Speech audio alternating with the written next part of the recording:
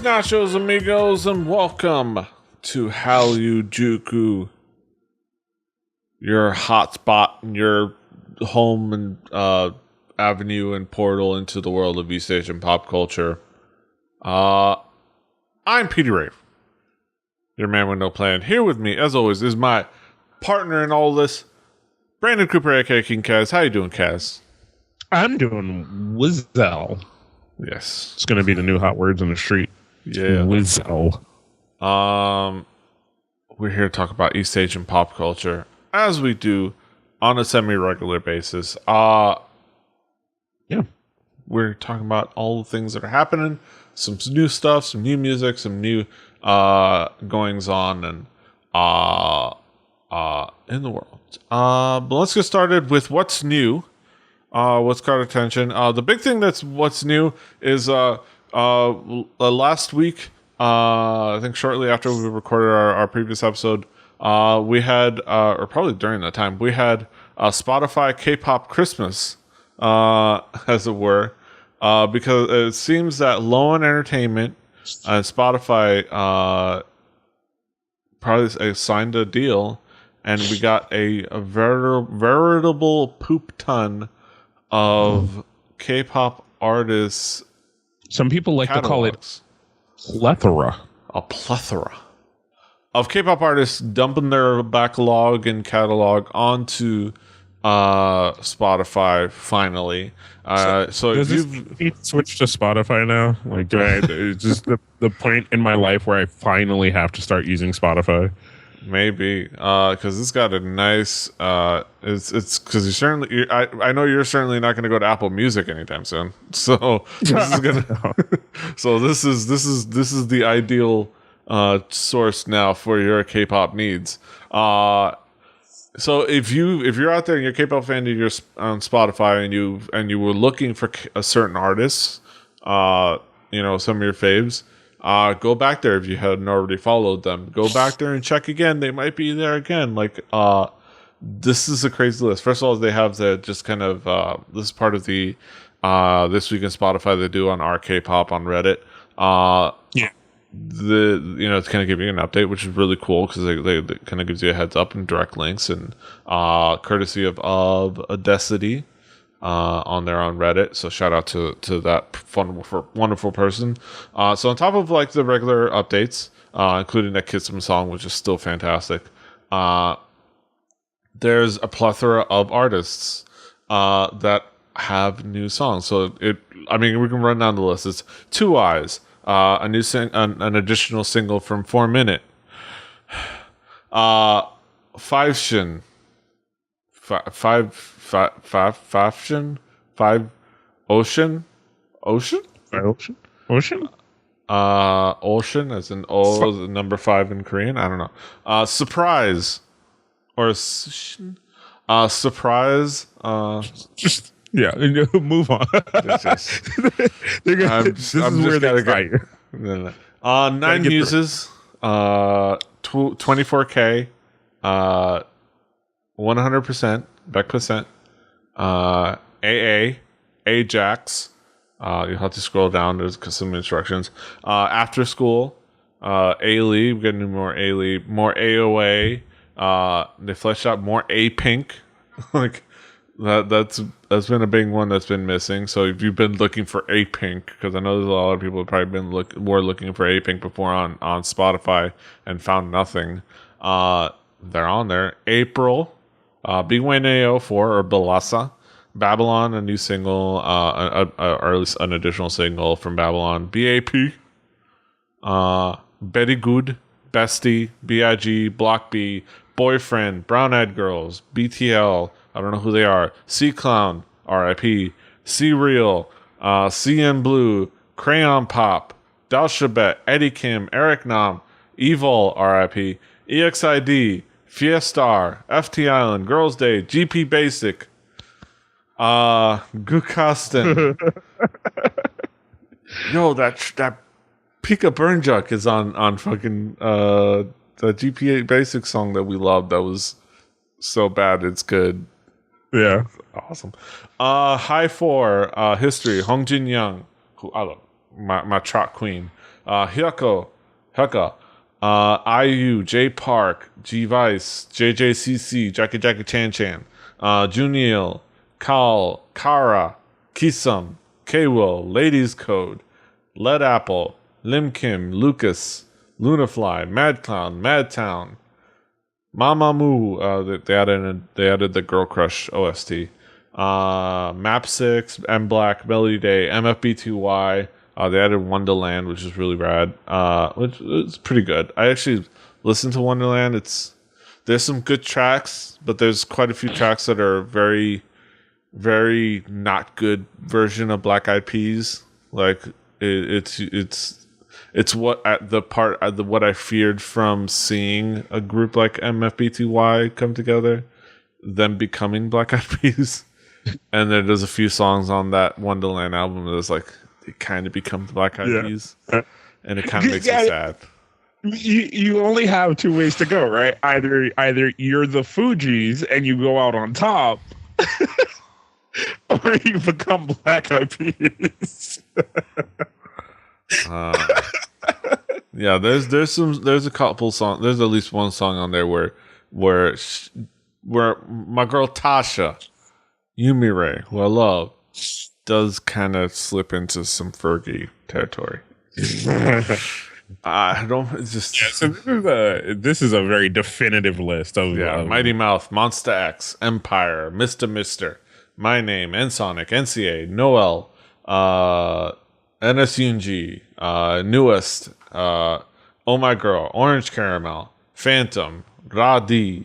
We got like a fair amount of hip hop going on this, which is cool. Rainbow, Rania, Secret, 17, Simon Dominic, Simon Diominico, Sistar 19, Skull, Sonamu, Spika, Sunny Hill, Sudan, Tiara, Tahiti. Well, Tiara is just another special single because they had a bunch of songs already on there.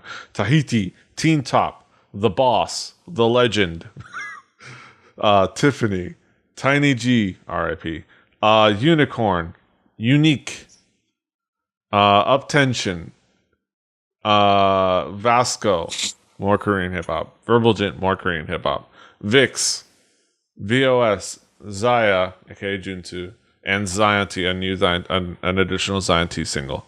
This is a nice list of artists. Yeah. And I'm glad I'm kind of like, because I use Pandora for a lot of stuff, and Pandora has my J-pop and my K-pop stations in it, and it's not bad. But I keep wanting to add more Korean hip hop to it, but I can't because those artists aren't there yet. Yeah. So they have an entire very cool curated playlists on Spotify, including a K hip hop beats playlist with a bunch of pretty comprehensive collection of K hip hop beats, and not just the beats, the rappers themselves as well. So they do a pretty good job of getting a lot of stuff. They're dedicated to having a lot of K-pop in their library, which is cool. So go check out on Spotify if you were like, man, I wish my fave was on Spotify. Chances are your fave is now on Spotify, so go check it out. I might have to do it myself. We'll do it together, people. I will be your light. We will go through this together. Yes. But yeah. Speaking of what's new, Kaz, what's new? What's got your attention lately? So what has very specifically caught my attention today, actually, was this new jam by Tiffany, or as her daddy called her, Tiffany, or her called daddy Heartbreak Stephanie, but well, you don't know what daddy I'm talking about. Well, her oh no, yeah. I don't think. So Tiffany released a new single. It's called Heartbreak Hotel, and it is featuring the one, the only Simon Dominique. I was so into this. Yes. Like, holy shit, this is so good. I love every part of this. I kind of got that feel for a second where for some reason in my head I thought it was going to kind of be like the Fabulous thing where it was kind of going to be really weird, you know, like oh yeah, this part's cool. Oh yeah, his part is cool, but it doesn't really mix. Then I remembered they're both Korean artists, so they can talk to each other and actually collaborate.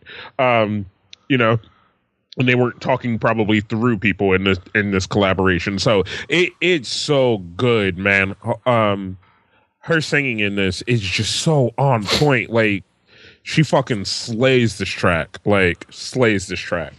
Yeah. It's really good. Like it has a very cool atmospheric feel to it. And she sings right in her range. And she sings really well at exactly what she needs to do. And Simon Dominic provides a really cool feel, really cool addition to it. And actually looks like he was at least somewhere near the set of the music video. You know, when you kind of do these mixes of R&B with hip hop, like, you know, the R&B singer with a rapper, is I love it in a song where either one of them could carry the song by themselves, but by mixing them together, you just get a better version of that song. Mm-hmm. And that's what this feels like to me. Like if Simon's not in this, I'd be fine. If this song was just Simon rapping with the beat that he has, like, and keeping that same kind of theme, I'd be fine with it just as well. But I love this kind of marriage of the two that work really well together. Yeah. I think the other interesting thing to like glean from this is this was totally supposed to be on Tiffany's album. Like this was a song that was being created for Tiffany's album. Then they decided, we're just gonna put this on station now. This is because this is a station track. So it's and I think that's also happened to a song from Taeyeon, her song Rain, which is a station song, and I think she apparently refuses to refer to it as a station song. She just refers to it as her own solo song. So it's like that's an interesting, like it was supposed to be on that album because it fits right in with like I Just Want to Dance and the other kind of couple of songs, especially like the more mellower songs that she has on her album. So that was just a very interesting, obvious thing to like zeroing on. Yeah, I don't know, man, but. It is weird in that sense when you think about it too, like because this song is like so good and it's so well thought out, like that you're like, there's no way that this is just a station track, right? Like they were just for some, like there was either something so good about it that they were like, oh, we need to pump station, so let's put this on there, or there was something about it that they didn't believe in enough to put it on her album. So they were like, "Oh, we'll put it on station." I think it was probably more like they were cannibalizing their solo artists' work. Yeah, like I wouldn't be surprised if like when Luna, knowing the sound of Luna's album, like if that Wave song wasn't something she wasn't working on for her album, they got cannibalized for this whole station project. Like, yeah, it was Luna and Amber, but it doesn't sound crazy. The idea doesn't sound crazy to me that Luna would have brought Amber in and another collaborator to be on her album. Like, especially as intimate as that project was for her. So I think it might have been that. Like, they're cannibalizing their solo artist work for this big station project because they want to conquer digital. Because it's the thing that they're doing. So, it is what it is. It's the business. They don't think it'd be like it is, but it do. Speaking of things that surprised the fuck out of me. EXO put out 2 new songs, and I'm going to talk about both of them. I'm going to start with Lucky One, which I think might be my favorite of the 2. I'm not sure yet because I really enjoy the fuck out of both of them. But I love the visualization of this video, and I think that's what drawed me in more to maybe liking it. So at some point, I just need to listen to the songs themselves. But they're both really fucking good. So Lucky One has this really good just pacing to it. I love the pacing of the song because it just builds up and then keeps going. Like, and I love that shit, man. I love shit like that. Yeah, yeah. It's like a very disco feel to it. Like it's following that funky disco feel to it. That's been happening lately, especially with SM artists. Yeah, no, the other thing I love about this song and this video, and if you haven't seen the Lucky One video, go to YouTube, watch the Lucky One video right now. Let's just stop showing it. I don't want to get flagged again. Don't show it for too long. Don't show it for too long. It's them being so like. If you saw an ad before this episode on YouTube, my bad.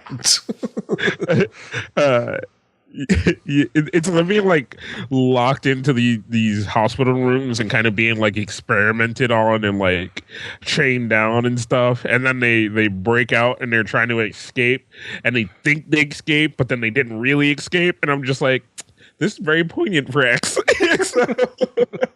We're trying to get out, and then I think the best part is at the end where it zooms out overhead and they're still in the maze from overdose. it's like you're trapped all along. It's like it would only be better if they could like zoom out and then pan over and zoom into a shot of Luhan Tao and Chris like looking and laughing like, yeah, bitches were free. I also love like the solo dance breakdown. Yeah. Right? Like, holy shit, that's interesting and new. Like, you don't normally get that kind of stuff in these, especially in these bigger group things, you know?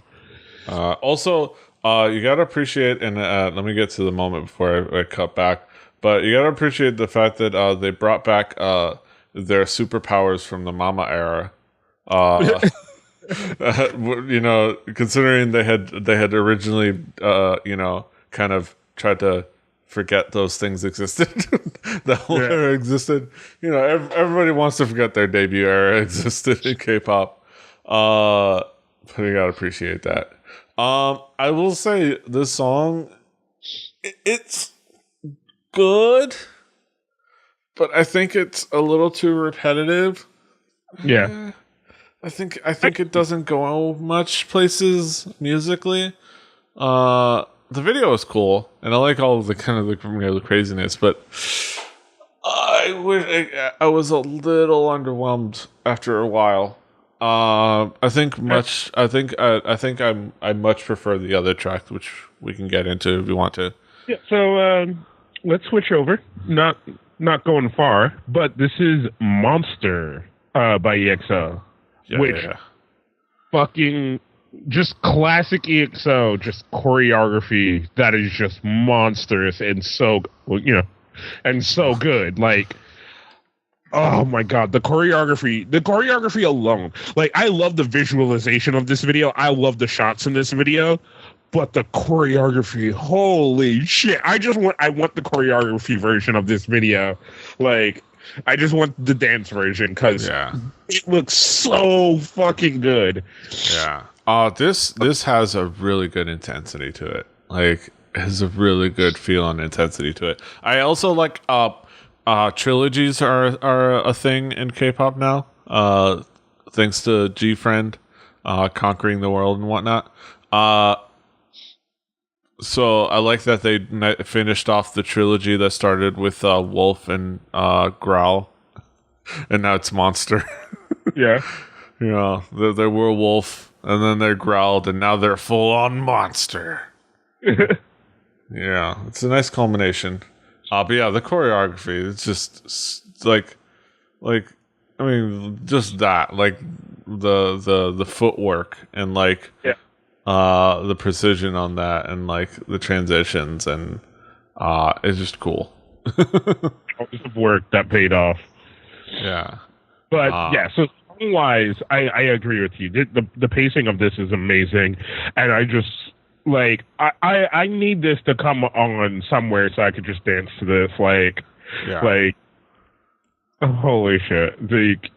That I as soon as I heard this one, like that's all I wanted to do is I just wanted to get up and dance to it. But You just want to dance the night away. yeah. So definitely worth checking out. Go check out these two songs from EXO. I'm getting to this point, man. I might have to buy this album when it comes out. Yeah. Because it's just proven to be it's proven to have stuff on it that I'm really enjoying, and I think it's getting to that point where I do got to start putting my money where my mouth is and start picking up some of these tracks, like because they're so enjoyable. Yeah, EXO is a group that I've consistently enjoyed their output, and not just enjoyed the Schadenfreude of their drama, but actually consistently enjoyed their output. And I will say, yeah, they are high up there at on the tiers of the world of K-pop for a reason. Yeah, and SM knows how to put together a solid boy group. Now let's see if they can somehow get NCT going, because that's not quite working out just yet. It's not, no. At least from what I can tell. But yeah, EXO monster, a motherfucking monster. Yeah, not Monster X, just Monster. Yeah. Yeah, cool stuff. Yeah, I had less big picture stuff, but no less in the quality. Yuna is an artist that has been around in K-pop for a while, but actually kind of started her. She's been around for a while. She actually started in Japan. Is what would consider like a rock artist, or not really. When it comes to Korea, rock is relative. Rock. Yeah. in K-pop. But she's a singer-songwriter, been around for a little while. She came out with a song with Hotfelt, aka Yenny from Wonder Girls, and Cheetah. Yeah. And there was, it's like, it's hard to get a read for what this combo would create, but I know I definitely was curious when I just saw that as like a teaser and B as the title. I was like, all right. Right. I saw Yuna and I was like, okay. And then I looked at the feature thing and I was like, Hotfelt and Cheetah. How's that gonna work? Yeah. And then I watched it and I was like, yeah, it works. Yeah. Yeah.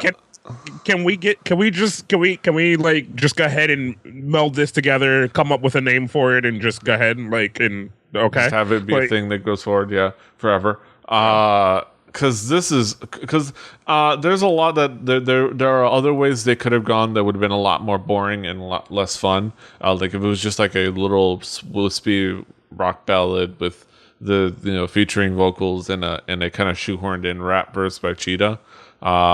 They could have easily just been that, but it wasn't. It was a fucking girl power anthem. It was fierce. It was bitter and angry and threatening, and it was awesome. Yenny looked, Hotfelt, aka Yenny, looked gorgeous. Yuna looked lovely. Cheetah is always fierce and awesome and gorgeous. Rocking that dominatrix style. Yeah. Cheetah and Yenny. I just like with those two, it's like Cheetah's like she can slap me around anytime. But yeah, this was just really cool and just a genuine bop and thoroughly enjoyable, and it had such great attitude. Like I like that's what I always like when I find it in K-pop, just because it's so rare when you can find some good attitude, especially with the nice like recognition that female Korean hip hop artists are getting. Uh Mhm. this does it so well. It's just enjoyable. I like it. I like it a lot.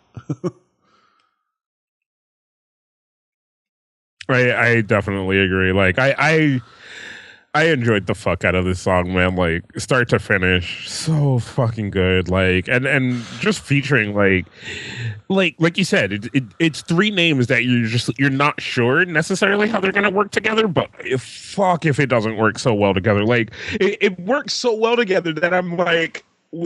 Please, you like just do something else, like with the three of you. Just one more song with the three of you, like Yeah. because Like, it's and so good, man. Holy shit! yeah, such great attitude. I love that. I love that they have the personality of it all, and the song is so good. Yeah, I thoroughly enjoy it. Come on, we need more of this. If we can get more of this, just hey, you know, doesn't have to be a whole album, but it would be Right, nice. right. Just another song, maybe. It'd be nice to revisit this combo. And it's always nice to see more Cheetah. I do dig me some Cheetah. Yeah. But yeah, it's good hip hop. Speaking of fun hip hop, we get to another song by a group by the name of Mighty Mouth, a group that has been around for a while.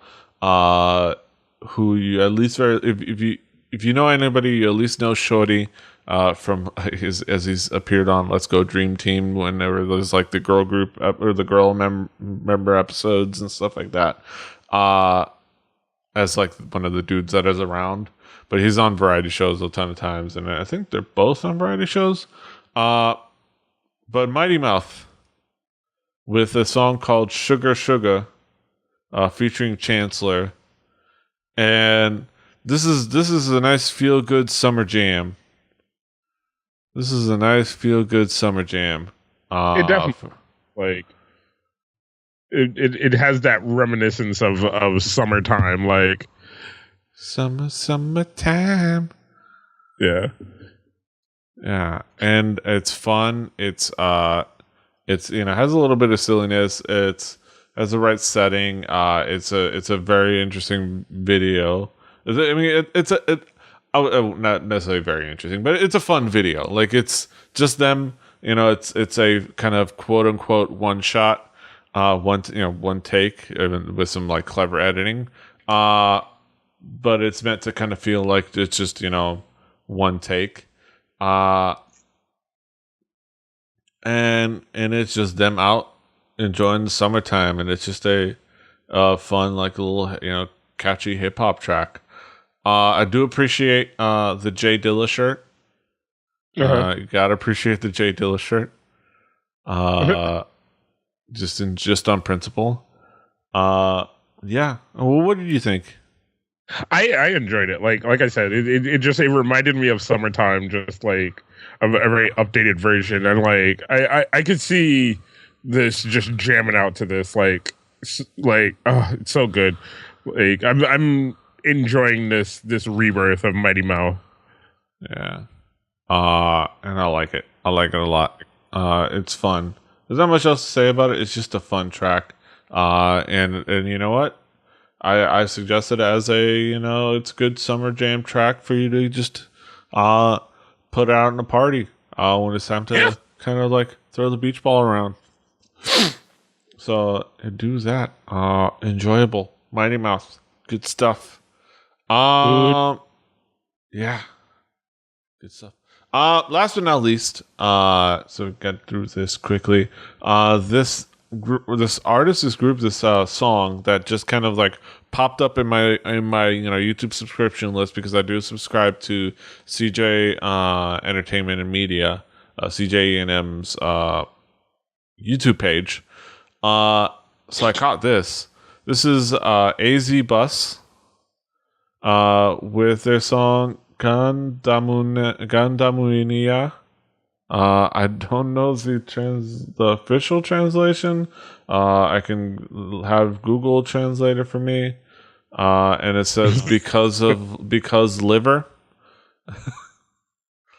So it's because of my liver or because of the liver. Yeah. Sense. Sorry about drinking. And it was a cool little like dirty rock song. Like you don't hear dirty vocals and dirty rock music a lot from K-pop, and especially with a female lead singer, who is very much. She's lovely, and I want to know more about her. Maybe get that Instagram. God damn it. Gotta, I was just going to say, MP is on the hunt for that Instagram. She channels the kind of very much the Brody doll sound in her like grit vocals. And I can't hate on that. As much as I'm not necessarily one that would be a huge fan of the Distillers, but they're all right. But I dig this. It was cool to listen to, and it's different enough from what you would expect from anything, that would pop up on CJENM. And it's done pretty well, and it was an enjoyable little rock track. What do you think, Kaz? No, I felt the same way. Like I was very surprised by it because it was just like, wait, this isn't something you normally get in K-rock. Like this isn't about cherry blossoms. I was just super surprised. This is not about cherry blossoms and longing for lost love. This is actual rock music. What the fuck? And I was like, wait, this is on CJ? Hold on, I'm suspect. Then I'm like, no, it's actually really good. So I'm very, very, very interested in hearing more of this. Yeah, I'm just trying to find more interesting stuff on there. Her name is Wuju. Let's see. All right, Wuju. I think we're both at the same time. We're both Googling. Is it like no? What? God damn it! All right, it's gonna have to be. I found their Facebook. Yeah. All right, we're gonna have to figure that out. We'll work on this. We'll work on it. This is a homework assignment. Don't do your homework in class. Not pencils down. Pencils down. Yes. We'll focus on that later and wrap up what's new. The what's new segment and transition over to our headlines. So join us over there. There? There? Down here? Just right over here.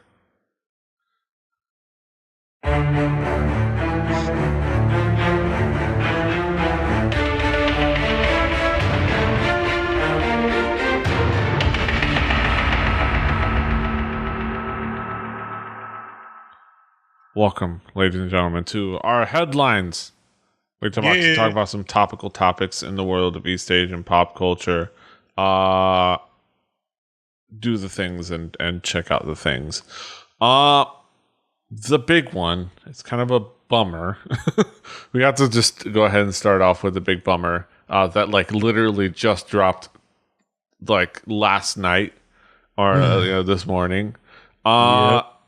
Hyuna in 4 Minute dropped the 4 minute part. Cube reps confirm.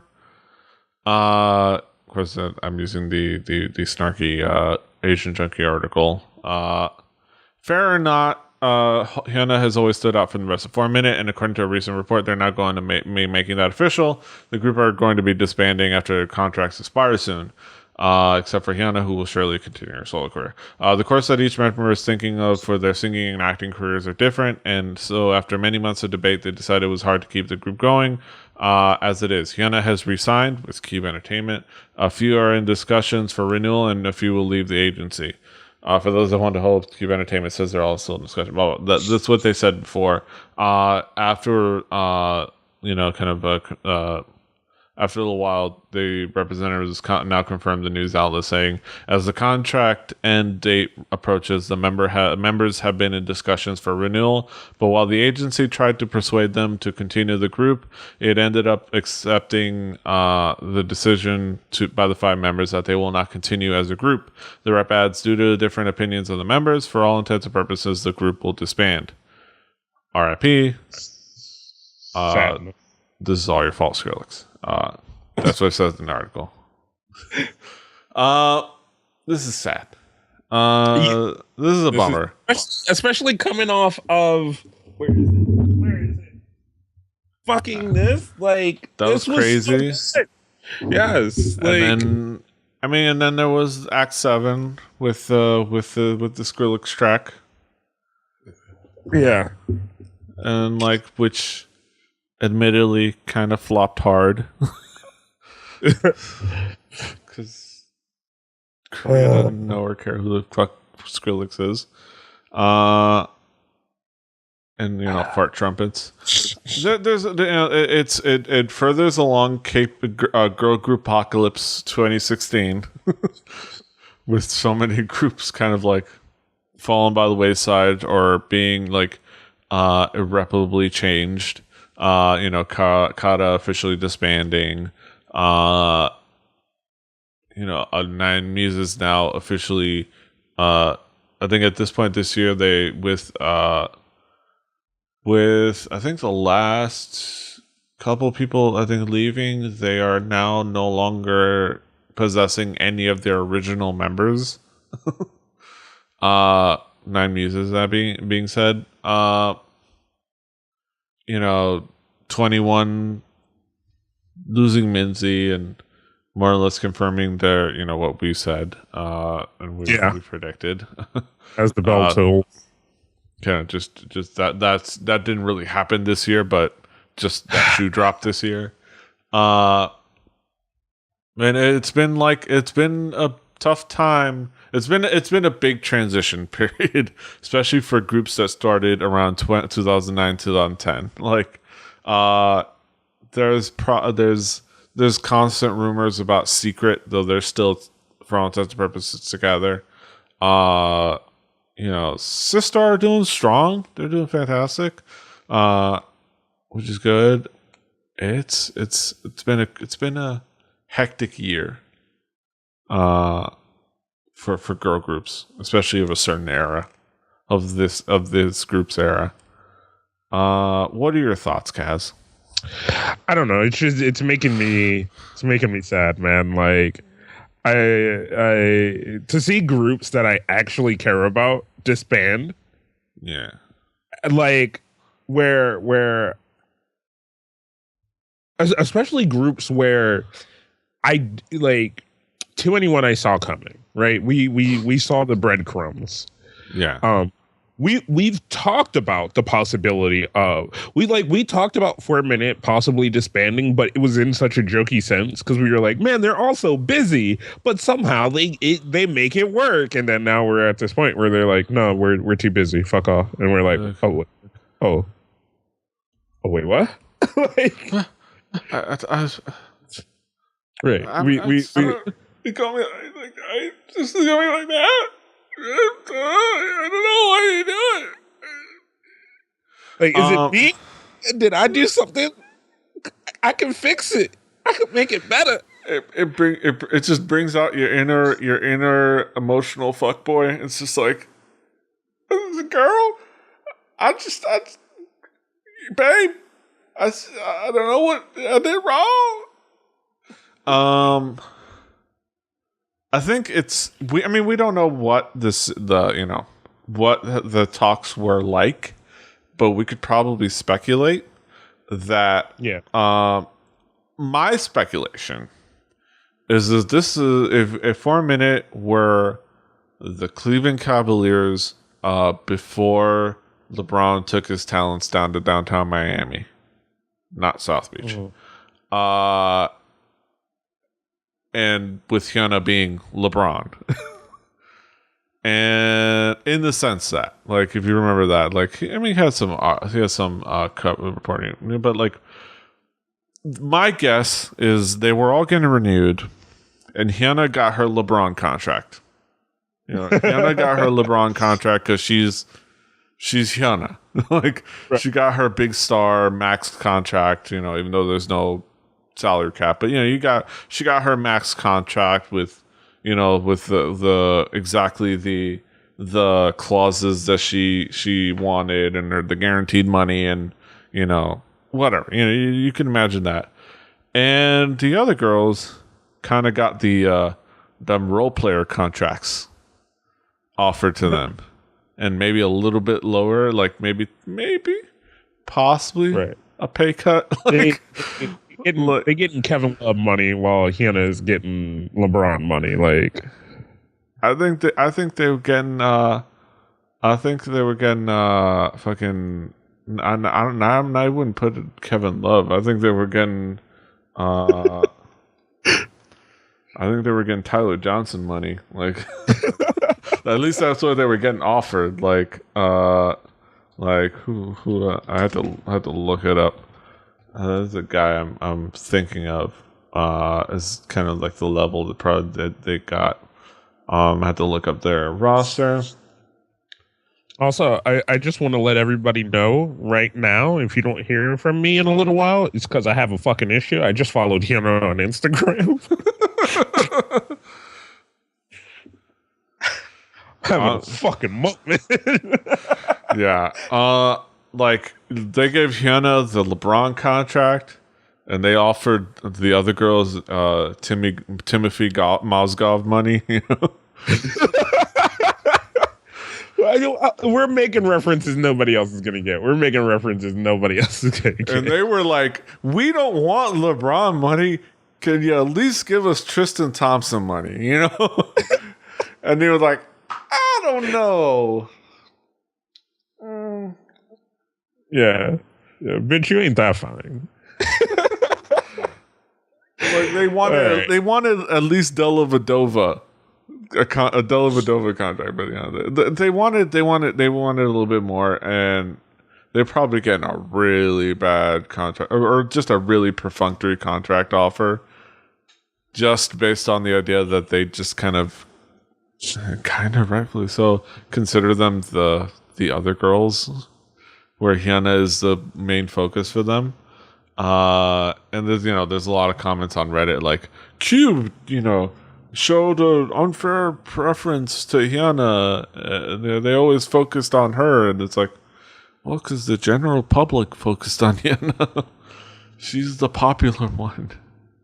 So I don't know. I mean, what do you think? Do you think more or less that would be like like that, or do you have another speculation? No, not really. It's just I'm kind of on board for maybe like I think it was literally one of those things like they enjoyed doing it for while they did it. Well, they enjoyed doing it while they did it, but it is very clear that not all of them have the same intentions. They all have different aspirations, and being in this group was a stepping stone to those things. And you're just going to continue from there by doing those things, because some of them are very, very well established in doing dramas and things like that. And we've talked about it before that idol groups are a platform to other things for most people. Yeah. Where start in an idol group and then you continue to the other thing that you wanted to do, and 4 Minute was definitely filled with girls that had other aspirations outside of 4 Minute. So worked for Yoon and Hye. Yeah, our Coffee Prince girl. She started in girl group, and she's now who she is. Yeah. So we here at Hallyujuku wish all the girls in 4 Minute the best. It's just a bummer. It's a big title shift. It's a big title shift nowadays. It's now Twice's world, and we're just living in it. Yeah. It's and me and PD, aren't. I got something in my eye, so you're just gonna get. We're just gonna have to accept. Okay. No, you know what? I got over it. I reopened Unit's Instagram. Yeah. I've got this. I just got this article open, and I'm just it works just fine with me. Also, I think we're just gonna have to go forward. Go ahead and accept our new sha overlords. Sha. Speaking of overlords and empires and I don't know. AKB48 cuts ties with SNH48 due to contract violation. This is crazy. And I love how this is all playing out and like it's becoming this snipey thing about China and like being all things. But let's talk about this. AKB48's management company, AKS, has announced that its international sister group, SNH48, has violated its contract with the group. The announcement was made through AKB48's official website. SNH48's operation and management are said to be in violation of its contract as a sister group of AKB. Did you just say the same goddamn thing in two different paragraphs? They did. Did they? They did. They literally said the same thing. Yeah, they did. I was before we got to it, and I was like, "This is a lot of repeat." Yeah, SNH48 has been removed from AKB48's official website as one of its sister groups. All banners and advertisements were also removed. In March of 2016, which I think we talked about it on this show, there's a thing that we looked at and was like, "Oh, okay, we may." Yeah, or we may not have. I don't know. SNH48 established its own sister groups, BEJ48. That's BEJ48, based in Beijing, and GNZ 48, based in Guangzhou. AKS has clarified that neither of these groups were associated with AKB48. They done went rogue. It's like this. This is kind of crazy. So basically, what happened was, it's like, hey, we're gonna work with this. The AKB48 worked with this company. It's like, hey, create SNH48. We'll work with you, give you songs, create a group there so we can expand our brand, and it's gonna be cool for as a feeder group, and we can have our brand be pretty global, and it's gonna be a cool thing. And makes money for everyone. And in giving them that inch, China took the mile and decided, well... You know what I started relating this to after I read this story? Was I initiated the I was like, all right, so AKB48 is a mafia, right? And AKB48 is at the top, and you have all these little families under it, right? Yeah. And they're they branched out, and they're they found this small family operating, and they're like, hey, we're gonna help you guys get established. You got to pay your family dues, things like that. And then what happened was they stepped out, and they were like, yo, we the big boss now.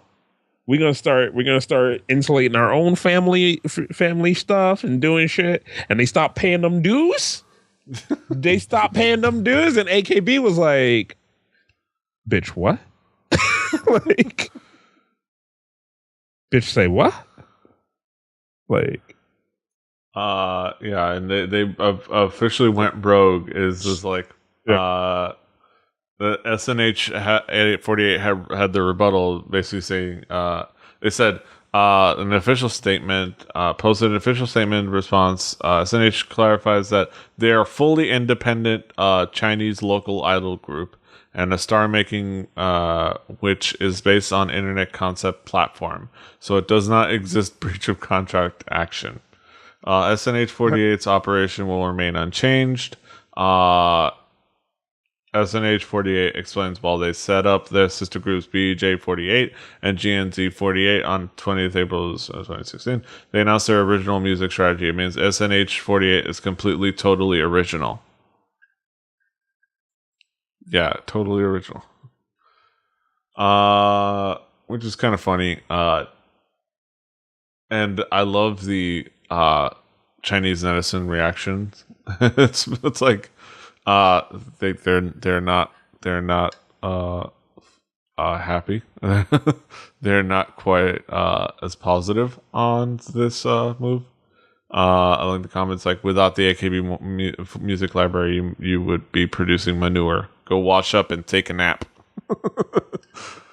From legitimate to copycat version. If you're confident, then change your name.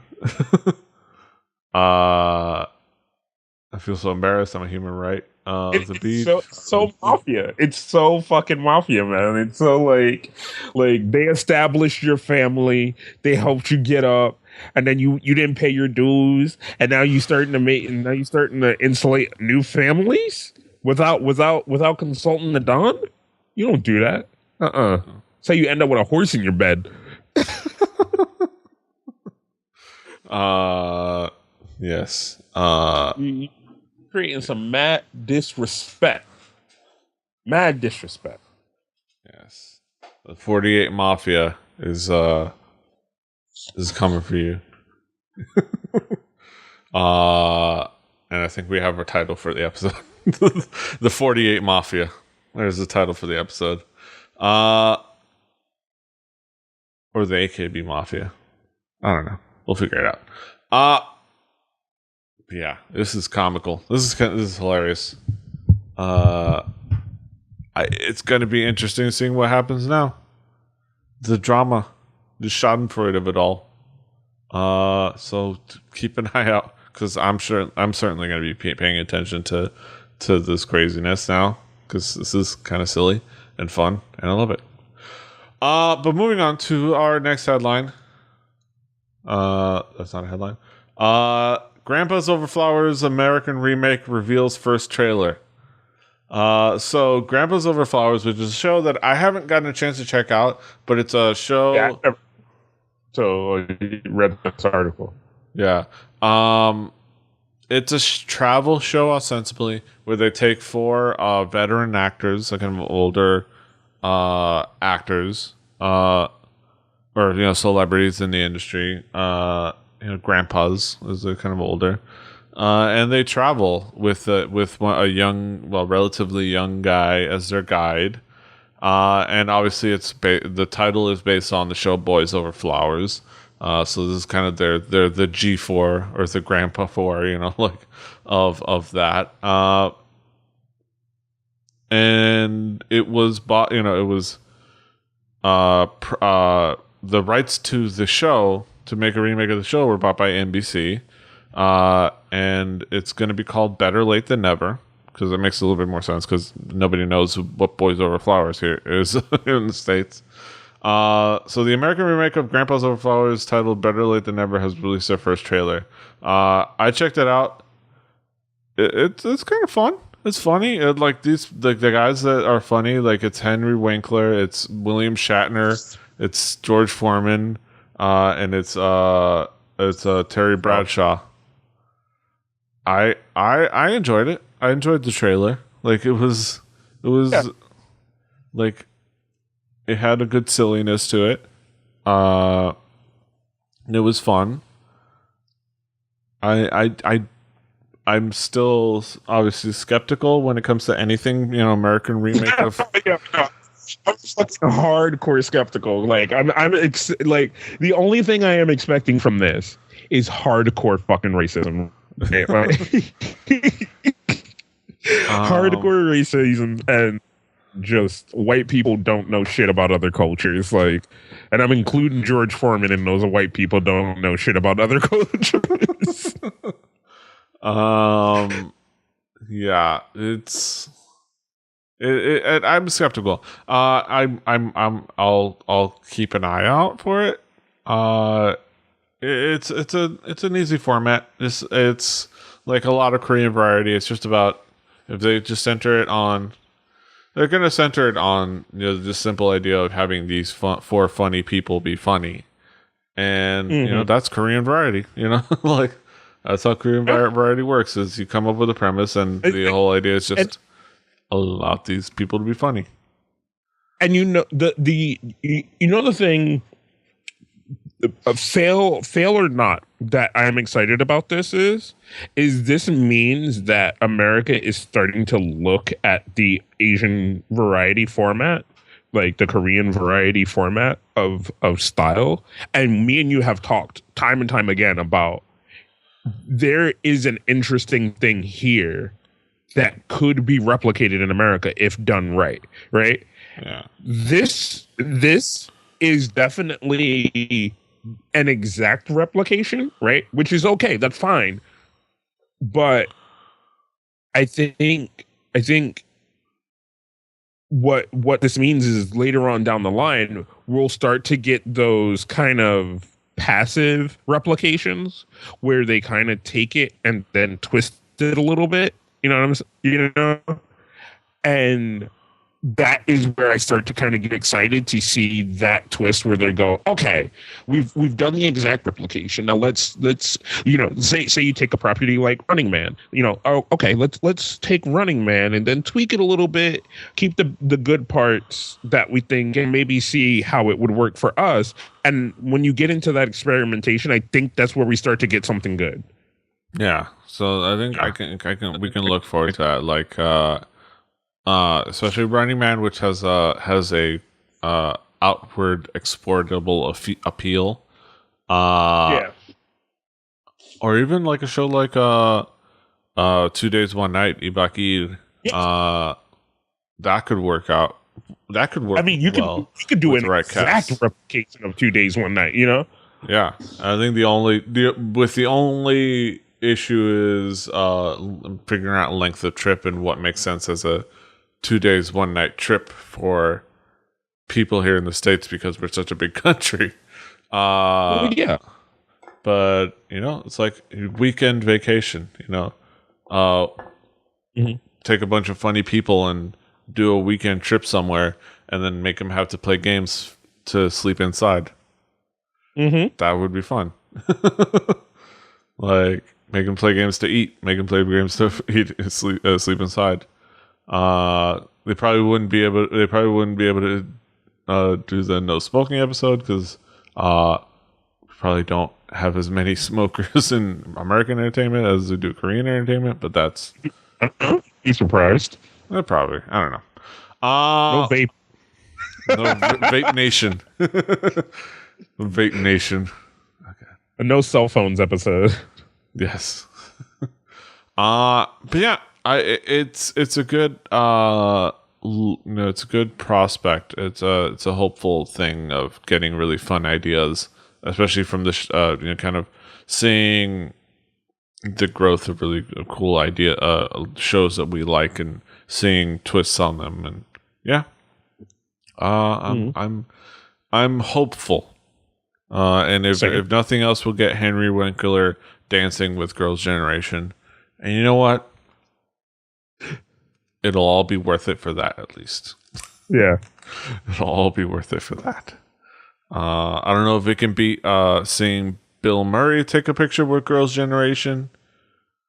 Because that I still don't... I can't believe that really happened. But it somehow did. Well, we'll see. But that brings us to the end of another fantastic episode of Hallyujuku. A tight episode. Nice tight episode. Kaz, what do you got going on?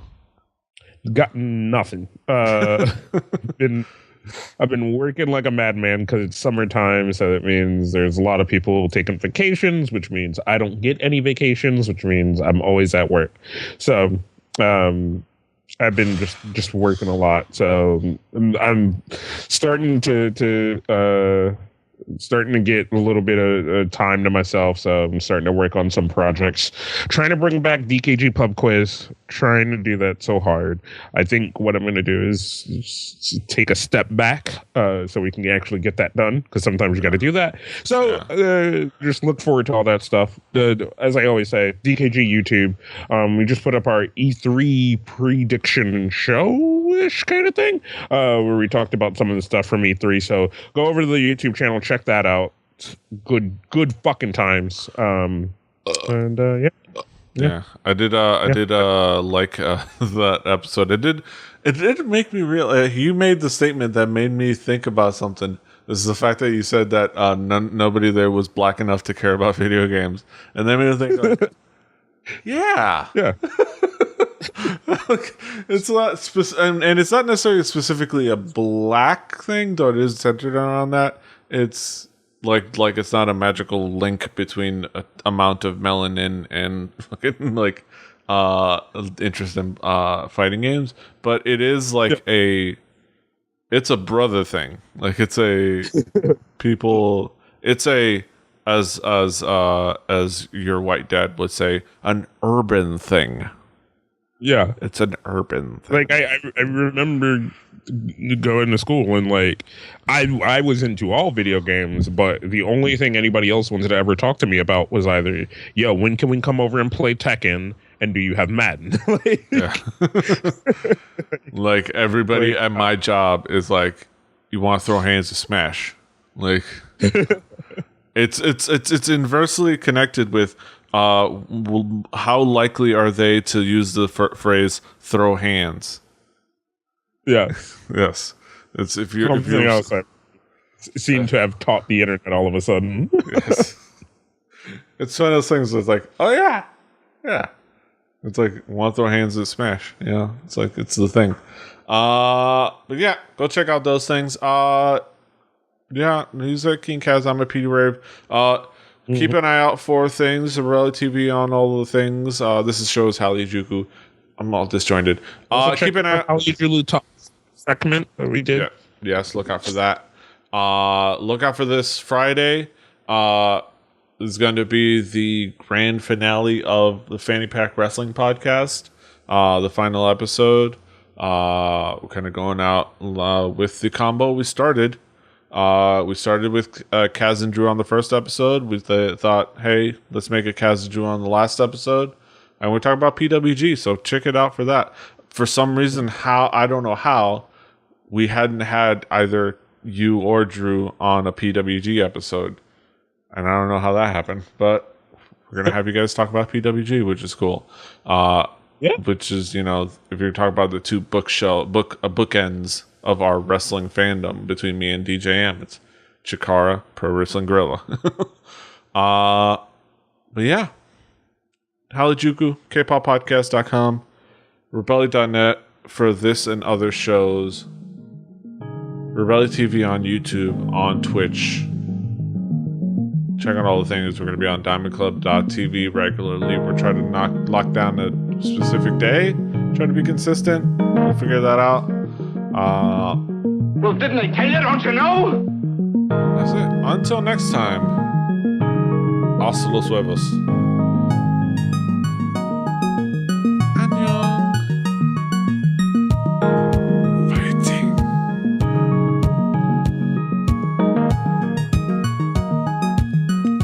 Give it to me straight, Doctor.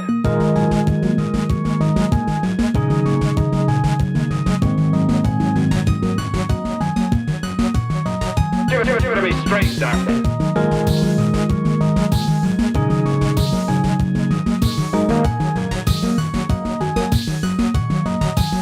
Why, I think you're crazy.